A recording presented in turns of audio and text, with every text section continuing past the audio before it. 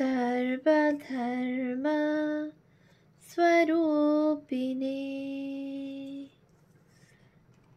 अवतार वरिष्ठाय रामकृष्णाय ते नमः। শ্রী শ্রী রামকৃষ্ণ কথামৃত দ্বিতীয় খণ্ড। তব কথামৃতম তপ্ত জীবনম কবিভিরীরিতম কলমশাপহম শ্রবণমঙ্গলম শ্রীমদাততম ভুবি গৃণন্তি ये পরিদা জানা। শ্রীমদ্ ভাগবত গোপী গীতা।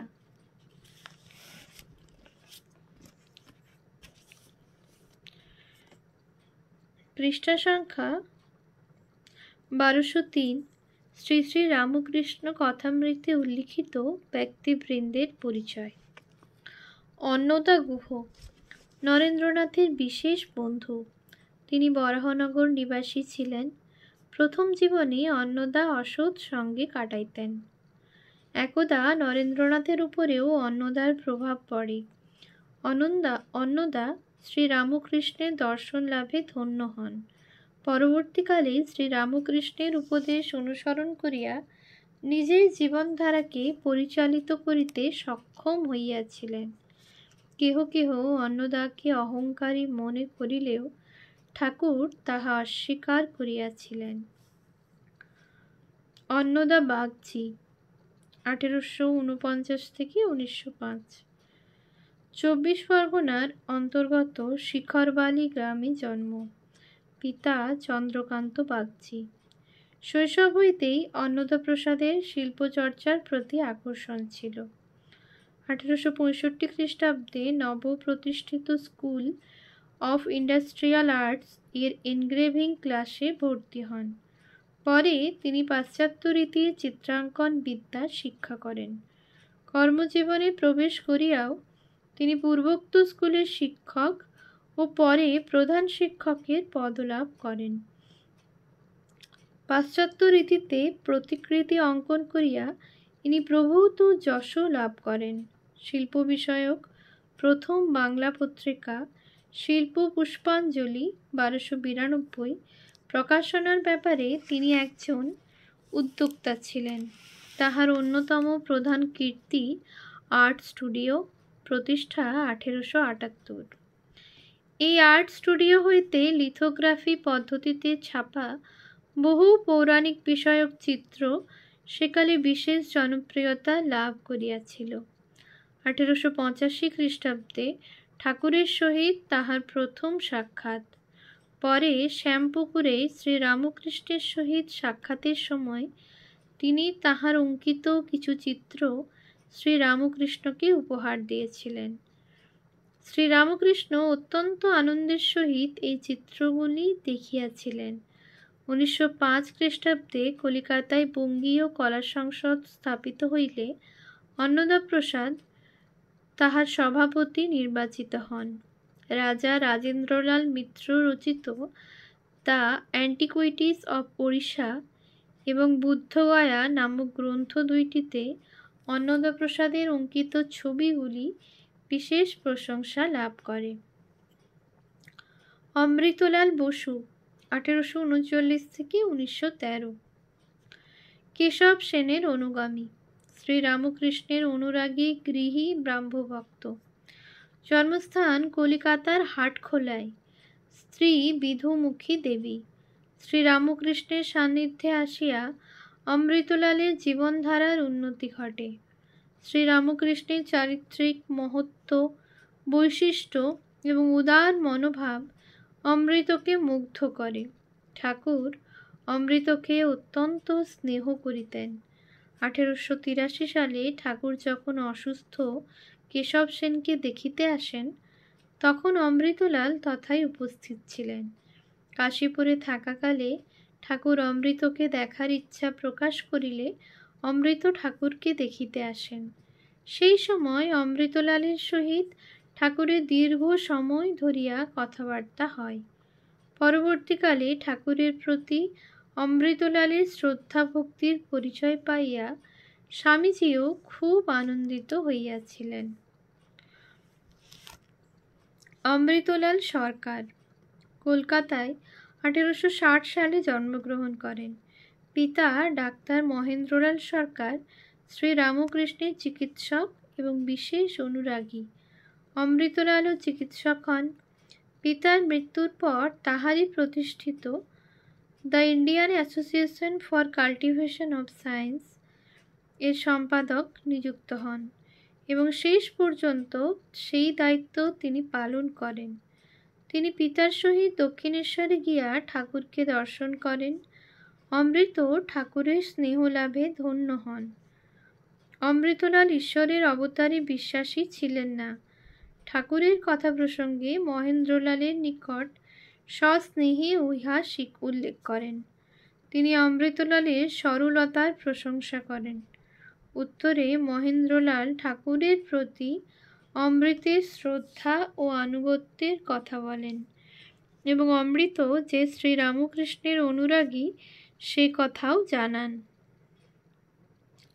অলকট কর্নেল প্রসিদ্ধ থিওজফিস্ট নেতা, কলিকাতা থিওজফিক্যাল সোসাইটির প্রতিষ্ঠাতা। তিনি আমেরিকার একজন শিক্ষাবিদ ছিলেন। আধুনিক শিক্ষা প্রচারের উদ্দেশ্যে তিনি একটি বিদ্যালয় স্থাপনের চেষ্টা করেন।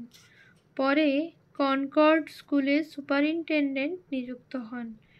শ্রী শ্রী রামকৃষ্ণ কথামৃতে অলকটের উল্লেখ আছে। অশ্বিনী কুমার দত্ত 1856 থেকে 1923 ঊনবিংশ শতাব্দীর বাংলাদেশের বিখ্যাত দেশনেতা ও মনীষী। জন্ম অবিভক্ত বাংলার বরিশাল শহরে। তাহার প্রণীত বিখ্যাত গ্রন্থ ভক্তিযোগ, কর্মযোগ ও প্রেম। 1881 খ্রিস্টাব্দে দক্ষিণেশ্বরে শ্রীরামকৃষ্ণকে প্রথম দর্শন করেন। এরপর আরও কয়েকবার সাক্ষাৎ হয়। অশ্বিনী কুমার যেদিন দক্ষিণেশ্বরে শ্রীরামকৃষ্ণের কাছে যান সেদিন কেশব সেনেরও সেখানে আসিবার কথা ছিল। কেশব ভক্তবৃন্দের সাথে সেখানে উপস্থিত ছিলেন। সেদিন অনেক ঈশ্বরীয় প্রসঙ্গ হয় এবং ঠাকুর সমাধিস্থ হন। অশ্বিনী কুমার এইভাবে প্রথম দর্শনেই উপলব্ধি করেন যে শ্রীরামকৃষ্ণদেব প্রকৃত পরমহংস। ঠাকুরের সহিত তাহার 4-5 বার সাক্ষাৎ হইয়াছিল, কিন্তু এই অল্প সময়ের মধ্যে তিনি ঠাকুরের ঘনিষ্ঠ হইয়া ওঠেন। এই কয়েকবারের সাক্ষাতের অনুভূতি তাহার জীবনকে মধুর করিয়া তোলে। অশ্বিনী কুমারের পিতাও ঠাকুরকে দর্শন করিয়াছিলেন। ঠাকুরের ইচ্ছা ছিল নরেন্দ্রের সহিত যেন অশ্বিনী কুমারের পরিচয় হয়। ঠাকুরের এই ইচ্ছা 12 বৎসর পর আলমোড়ায় পূর্ণ হইয়াছিল। কলিকাতাতে তিনি দেহত্যাগ করেন। আন্দি মথুরবাবুর জানবাজারের বাড়ির এক মহিলা। সখীভাবে সাধনকালে জানবাজারের বাড়ির মহিলাবৃন্দ শ্রী শ্রী ঠাকুরের সহিত কিরূপ অসংকোচ ব্যবহার করিতেন তাহার দৃষ্টান্তরূপে তিনি ইহার উল্লেখ করিয়াছেন। আশু শ্রীরামকৃষ্ণের ভক্ত আশুতোষ বন্দ্যোপাধ্যায় আগরপাড়ার অধিবাসী ছিলেন। 22 বৎসর বয়সে ঠাকুরের সহিত তাহার প্রথম সাক্ষাৎ হয়। দক্ষিণেশ্বরে গিয়া তিনি একান্তে ঠাকুরের কাছে নিজের মনের ভাব ব্যক্ত করিতেন।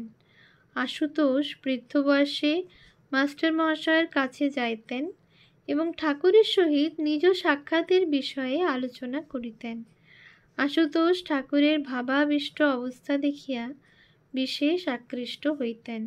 তিনি ধীরে ধীরে শ্রীরামকৃষ্ণের চরণে পরিপূর্ণভাবে আত্মসমর্পণ করেন। ঈশ্বর ঘোষাল ডেপুটি শ্রী শ্রী ঠাকুর ছেলেবেলায় কামারপুকুরে তাহাকে দেখিয়াছিলেন। তাহার সাজ পোশাকে ও ব্যক্তিত্বে সাধারণ লোকে ভীত হইত। অধরের সহিত কথা প্রসঙ্গে ঠাকুর তাহার সম্পর্কে বলিয়াছিলেন। ঈশ্বর চক্রবর্তী হুগলি জেলার ময়াল ইছাপুর গ্রামের রাজচন্দ্র চক্রবর্তীর পুত্র ঈশ্বরচন্দ্র চক্রবর্তী অতি উন্নত তান্ত্রিক সাধক ছিলেন। ইহার পুত্র শশী শ্রীরামকৃষ্ণের 16 জন ত্যাগী সন্তানদের মধ্যে একজন। পুত্র শশী পরবর্তীকালে স্বামী রামকৃষ্ণানন্দ নামে শ্রীরামকৃষ্ণ সঙ্ঘে পরিচিত। ঈশ্বরচন্দ্র পাইকপাড়ার রাজা ইন্দ্রনারায়ণ সিংহের সভা পণ্ডিত ছিলেন। তিনি বিভিন্ন শ্মশানে পঞ্চমুণ্ডির আসনে বসিয়া দীর্ঘকাল সাধনা করেন। এক গভীর রাত্রিতে কালীঘাটে সাধনকালে তিনি কালী মাতার দর্শন লাভ করিয়াছিলেন। তাহার গৃহে শক্তিরূপী দেবীর নিত্য পূজার্চনা হইত।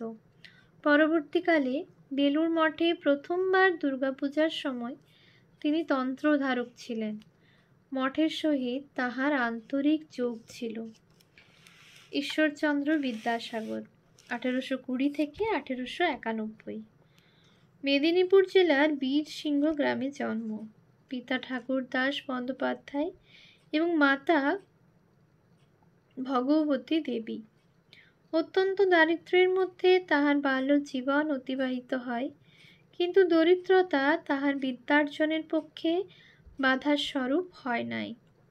বাল্যকাল হইতেই তিনি অসাধারণ মেধাবী হিসাবে পরিগণিত হন। কাব্য, ব্যাকরণ, অলঙ্কার, বেদান্ত, স্মৃতি ইত্যাদি বিভিন্ন বিষয়ে তাহার গভীর জ্ঞান ছিল। অসাধারণ পাণ্ডিত্যের জন্য সংস্কৃত কলেজ কর্তৃপক্ষ তাহাকে বিদ্যাসাগর উপাধিতে ভূষিত করেন। ঈশ্বরচন্দ্রের কর্মজীবন বহুধা বিস্তৃত। ঊনবিংশ শতাব্দীর বাংলার নবজাগরণের ইতিহাসে তাহার অবদান অবিস্মরণীয়। পিতামাতার প্রতি ভক্তি, জনগণের প্রতি অসীম দয়া, মনুষ্যত্ববোধ, অজেয় পৌরুষ, অগাধ পাণ্ডিত্য প্রভৃতি বহুবিধ গুণাবলীর জন্য বিদ্যাসাগর মহাশয় বাংলার ইতিহাসে বিশিষ্ট স্থানের অধিকারী। তাহাকে আধুনিক বাংলা গদ্য সাহিত্যের জনক আখ্যা দেওয়া হয়। সীতার বনবাস, কথামালা, বর্ণপরিচয় প্রভৃতি বিবিধ পুস্তক তিনি প্রণয়ন করেন। বহু বিবাহ রোধ, বিধবা বিবাহ ইত্যাদি নানা সংস্কারমূলক কার্যে তাহার অবদান অনস্বীকার্য। সংস্কৃত কলেজের প্রধান অধ্যক্ষের দায়িত্ব পালন ছাড়াও শিক্ষা জগতের বিভিন্ন ধারার সঙ্গে তার ঘনিষ্ঠ যোগাযোগ ছিল। শিক্ষার শ্রীবৃদ্ধিকল্পে তিনি মেট্রোপলিটন ইনস্টিটিউশন প্রতিষ্ঠা করেন। পরে উক্ত বিদ্যালয়কে তিনি কলেজে পরিণত করেন।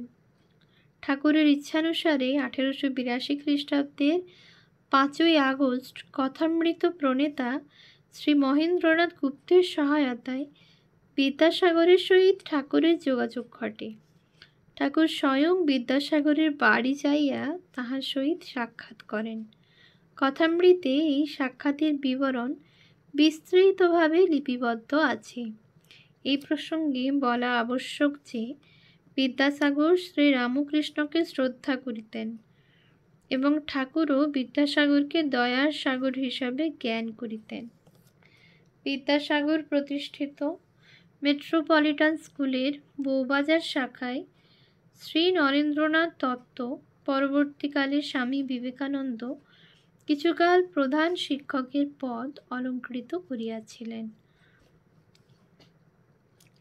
ঈশান কবিরাজ ঈশানচন্দ্র মজুমদার শ্রীরামকৃষ্ণের অনুরাগী ভক্ত। বরাহনগরে বাড়ি। শ্রীমঠ বড়দিদির বিবাহ হয় এই বাড়িতে। মাস্টারমহাশয় এই বাড়ি হইতে দক্ষিণেশ্বরে যাইয়া ঠাকুরকে প্রথম দর্শন করেন।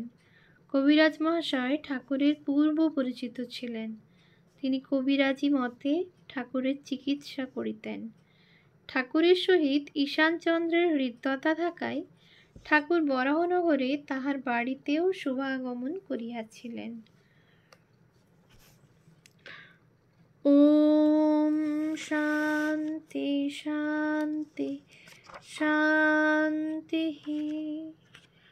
হরি ওম তৎসৎ।